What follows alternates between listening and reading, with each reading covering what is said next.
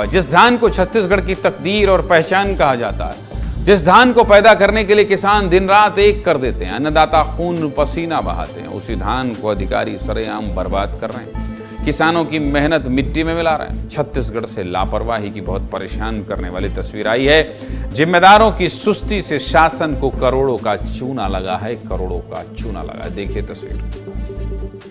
तस्वीर देखिए। ये तस्वीर सुकमा के नवीन धान संग्रहण केंद्र की, यहाँ खुले में धान रखा हुआ है और धूप, बारिश, तूफान सब कुछ झेल रहा है। यही वजह है कि बोरियां फट चुकी हैं, तिरपाल उड़ गया है और धान का रंग काला पड़ चुका है और धीरे धीरे सड़ता जा रहा है। ये धान न जाने कितनों का पेट भरता, सरकार को मुनाफा देता, लेकिन इस धान को ऐसे रखा गया है जैसे किसानों की मेहनत का फल नहीं बल्कि जिला प्रशासन का बोझ है। अब आप बताइए, क्या इस चावल को कोई इंसान खाएगा?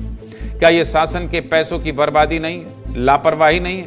अब करोड़ों का धान कैसे बर्बाद हो गया और विभाग कैसे पल्ला झाड़ रहा है, चलिए आपको बर्बादी के आंकड़े भी विस्तार से समझा देता हूं। देखिए, साल 2024-25 के बीच सुकमा में करीब 24,857 मीट्रिक टन धान खरीदी हुई थी, जिसमें से 22,445 मीट्रिक टन धान का उठाव हुआ, लेकिन बाकी का 2,411 मीट्रिक टन से ज़्यादा बचा रह गया, क्योंकि 30 अप्रैल के बाद साल 2024-25 के धान का कस्टम मिलिंग नहीं होना था।